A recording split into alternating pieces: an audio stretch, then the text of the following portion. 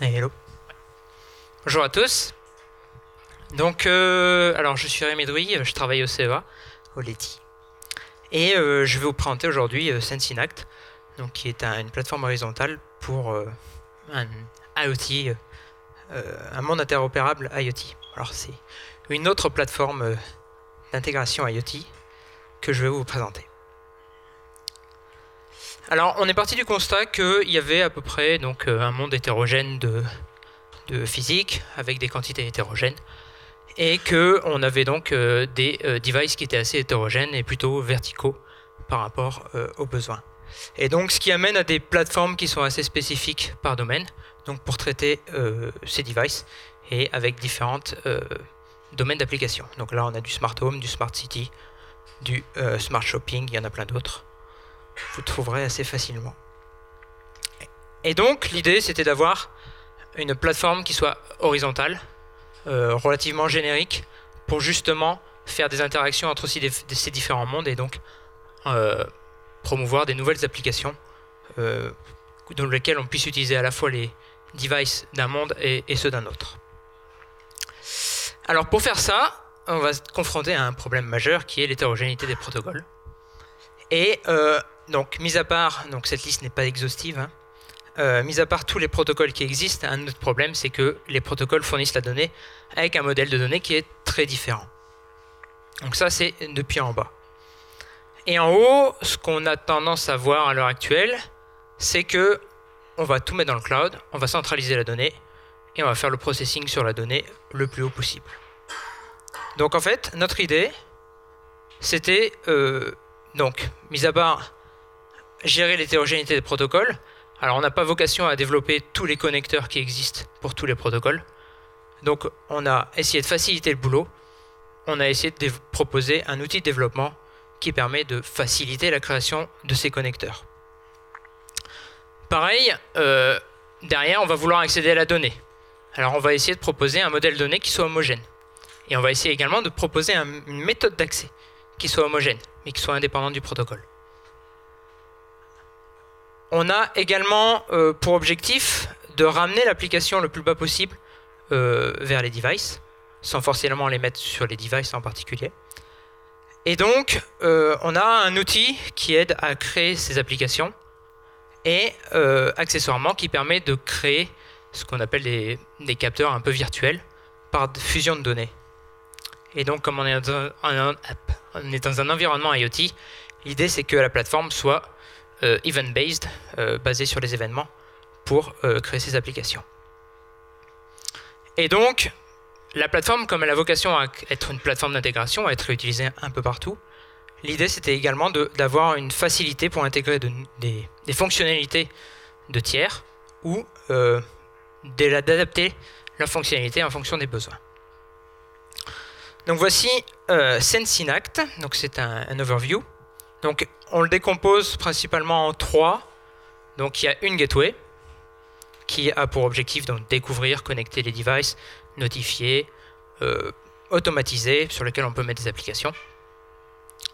On a un studio donc, qui est basé sur Eclipse, qui est un ensemble de plugins Eclipse, qui a vocation donc, à naviguer dans ces devices, interagir avec eux, développer des applications et accessoirement les déployer.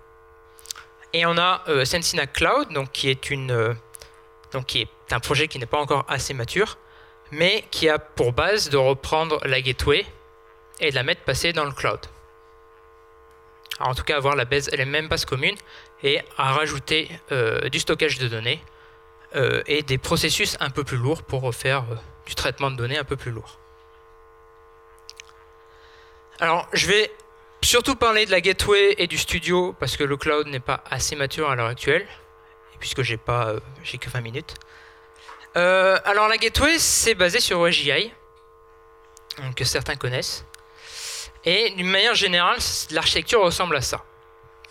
C'est-à-dire qu'en bas, on a des bridges, donc des connecteurs protocolaires, qui sont scindés en deux. Donc on a une stack protocolaire et on va lui greffer un bridge dessus qui va permettre de mapper le modèle de données du protocole sur le modèle de données homogène qu'on propose dans SenseInact.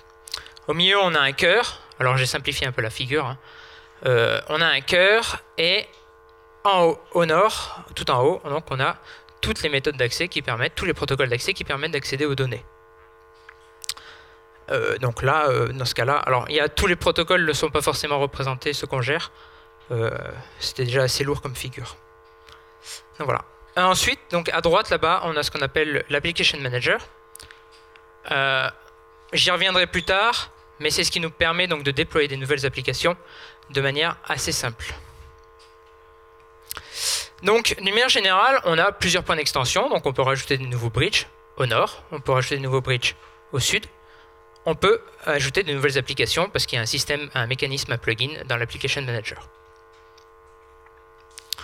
De même, pour l'intégration par des tiers, il y a la moindre possibilité donc d'une API Java qui va directement sur le cœur, donc ce qui permet de récupérer les données sans avoir à passer par le protocole, donc notamment de créer des applications un peu plus riches qui sont déployées sur la gateway, et également de pouvoir utiliser l'API de l'App Manager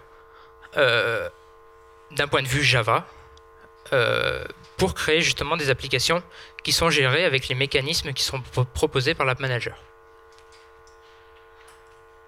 Du coup, en parlant de lui, alors l'idée des applications à la base, donc c'était de gérer l'aspect un peu événementiel de l'IoT.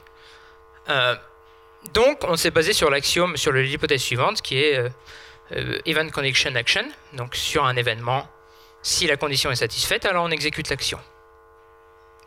Dans notre cas, une application, c'est un traitement d'une ou de plusieurs données en vue de faire de la fusion de données et donc de proposer un capteur virtuel de plus haut niveau ou d'exécuter des actions. Et dans notre cas, une application, en tant que telle, est vue comme un capteur ou un actionneur et donc peut être réutilisé et recomposé par d'autres applications de plus haut niveau pour réutiliser les ressources que l'application fournit. Donc là, par exemple, une application on peut la démarrer, on peut l'arrêter. Une autre application peut utiliser les mêmes actionneurs pour arrêter et démarrer une autre application. Alors d'une manière générale, l'App Manager vient automatiser un petit peu ce que pourrait faire un utilisateur. Donc il est un peu côte à côte par rapport à un bridge nord. Il n'est pas relié à l'utilisateur en tant que tel, puisque l'utilisateur envoie des applications, mais après s'en occupe pas forcément. Et donc de l'autre côté, on a tout ce qui va être capteur et actionneur. Donc on peut faire des applications qui sont assez simples. Donc sur la présence de telle personne dans une salle, on va allumer la lumière ou l'éteindre si elle est partie. On peut également faire des applications un peu plus complexes. Suivant lequel capteur a vu la personne en premier, on est capable de dire si la personne est arrivée dans la pièce ou en est sortie, et donc prendre des actions en conséquence sur la télévision, donc mettre en pause ou continuer à jouer la vidéo. On peut créer donc des capteurs virtuels, donc on fait une fusion de données de différents capteurs. Donc là, dans ce cas-là, par exemple, c'était la pollution, et en générer une espèce de capteur de plus haut niveau, donc qui est le niveau global de pollution, et réutiliser ce capteur plus bas avec d'autres capteurs, donc le trafic, la pollution ou la météo, et en fonction donc, du processing et des données, on peut exécuter une action, dans ce cas-là, afficher, ralentir sur les panneaux d'affichage qui se trouvent à côté de l'autoroute, quoi.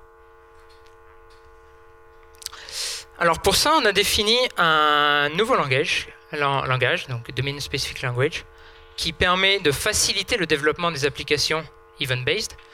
Donc c'est relativement simpliste. L'objectif était que des personnes qui ne sont pas forcément expertes en développement puissent écrire des applications assez simplement. Donc là, par exemple, on définit donc toutes les ressources qu'on va utiliser. Donc l'action de mettre la light, d'allumer la lumière ou de l'éteindre, et le bouton qui va déclencher finalement les actions. Et donc, on a une souscription au bouton. Donc dès qu'on est notifié que le bouton change de valeur, on va aller tester la condition. Si elle est vraie, on allume la lumière. Si elle est false, on l'éteint.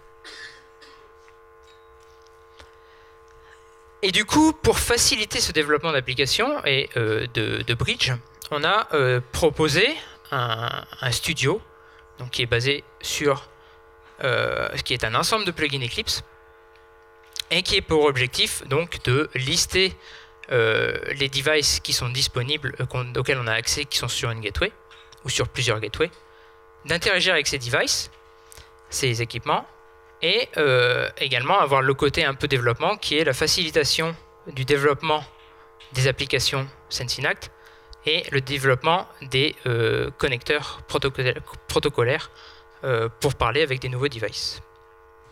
Donc d'une manière générale, sans rentrer trop dans les détails, voici à quoi ça ressemble. Donc là, on a une map, une carte avec les listes des devices. Donc là, on a Gênes, en Italie.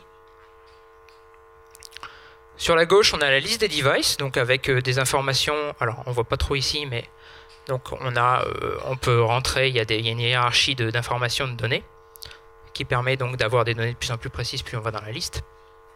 Et accessoirement de faire des actions quand les capteurs nous le permettent, quand les équipements nous le permettent. Là, on a plus on va dire un scénario smart building. Donc là, on a quelques capteurs, un peu moins. Et en bas, on voit donc l'IDE qui permet de développer des applications en utilisant notre propre langage. Donc après, il y a juste à faire clic droit, déployer sur la gateway. L'application est déployée.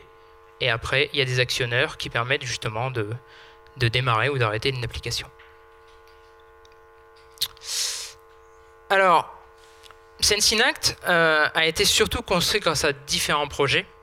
Donc, juste pour donner un petit peu dans quel cadre ça a été utilisé, parce que c'est pas non plus que du code, qu'on a pu le déployer sur le terrain. Alors, à l'heure actuelle, donc c'est parti sur un projet qui s'appelle Butler, qui s'est terminé il y a 1 an ou 2.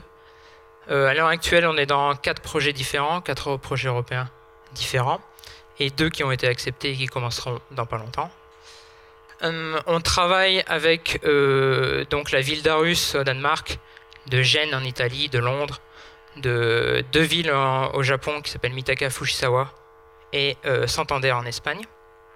Donc certaines villes n'ont pas communiqué le nombre de devices qu'ils avaient. Donc voilà. Donc juste pour donner un exemple, donc là on a Clouty, le projet Clouty, donc qui est un projet Europe-Japon, qui a pour objectif donc de récupérer les données de villes, de les intégrer dans un modèle de données qui soit commun, quelle que soit la ville, donc, et de proposer donc ces données aux villes pour qu'elles puissent créer donc un écosystème d'applications. Alors là, dans ce cas-là, Sensinact a vocation à faire la couche d'intégration et d'homogénéisation. Et après, les villes viennent se greffer par-dessus pour récupérer leurs données. Et donc le scénario qui était utilisé dans le cas de ce projet, c'était une compétition entre les villes. Donc savoir qui pollue le plus, qui pollue le moins, qui a le plus de vélos en libre service que d'autres, etc. Donc ce projet a été un succès. Il va continuer, il reprend donc, dans un nouveau projet qui s'appelle Big Clouty. Donc l'objectif de ce projet, c'était d'aider les villes surtout à déployer leurs devices. Et nous, ça nous a permis justement de développer la plateforme un peu plus loin. Et accessoirement, donc, le nouveau projet va pour objectif de faire du traitement de ces données. Qu'est-ce que les villes veulent en faire? Un autre projet qui s'appelle Organicity, donc qui lui est strictement européen, donc qui regroupe 3 clusters qui sont Santander. Santander, on le retrouve un peu partout. Aarhus et Londres. Et donc l'objectif également, c'est de proposer ce qu'ils appellent une Experimentation as a Service Layer. Donc en gros, une unification des données pour que des utilisateurs, ou même des PME, puissent venir proposer des applications. Donc là, l'idée dans ce cas-là, c'était de faire de la co-création avec les citoyens.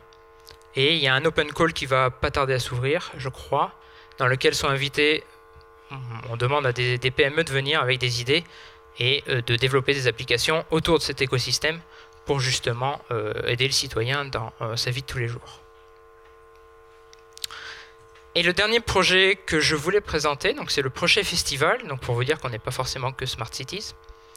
Le projet Festival est plutôt orienté, on va dire, une intégration de différents testbeds, donc plutôt orienté Smart Building, Smart Energy et Smart Shopping.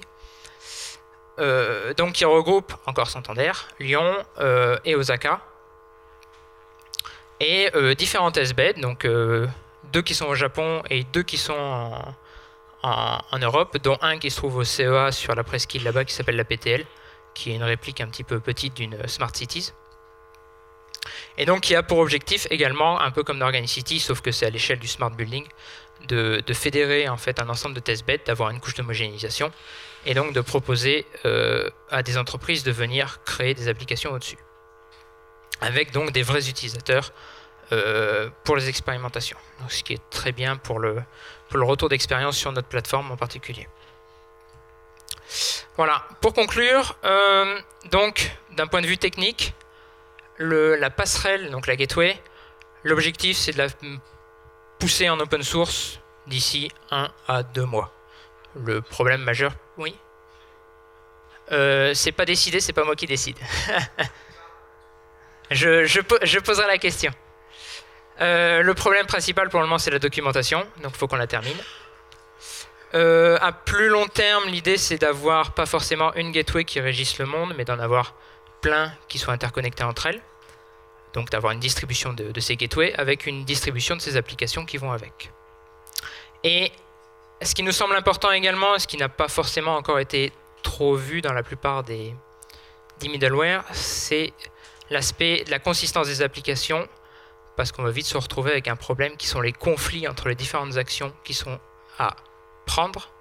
Je reprends le cas typique, une personne qui crée une application chez elle, qui va dire quand j'appuie sur ce bouton ça allume la lumière, et quand sa femme va faire une autre application qui dit quand j'appuie sur ce bouton ça éteint la lumière, il va y avoir un petit conflit. Donc il y a des conflits comme ça qui peuvent être vus, et donc l'idée c'est d'avoir, avant de déployer une application, c'est vraiment l'aspect je vérifie, donc mis à part qu'elle est bien faite, je vérifie également qu'elle n'est pas problématique avec les autres processus qui sont déjà déployés et déjà démarrés.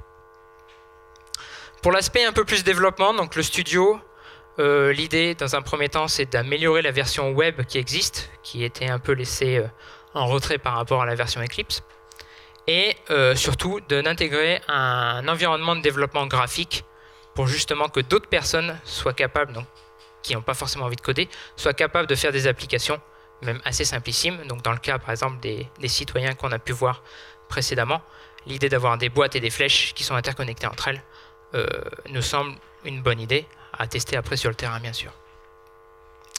Et du coup, avec ces projets, l'idée c'était donc d'avoir un bon retour d'expérience autour de la plateforme, ce qui nous a permis de l'améliorer, de corriger pas mal de trucs, de voir des problèmes qui, même pas forcément de développement qu'on a pu constater. Et l'idée à terme, c'est donc comme j'ai dit, de mettre open source la plateforme et de créer une communauté autour pour qu'elle soit réutilisée. Donc notamment, alors dans un premier temps, on vise plutôt les villes intelligentes. Elle n'est pas limitée aux Smart Cities. Donc voilà. Si vous avez des questions.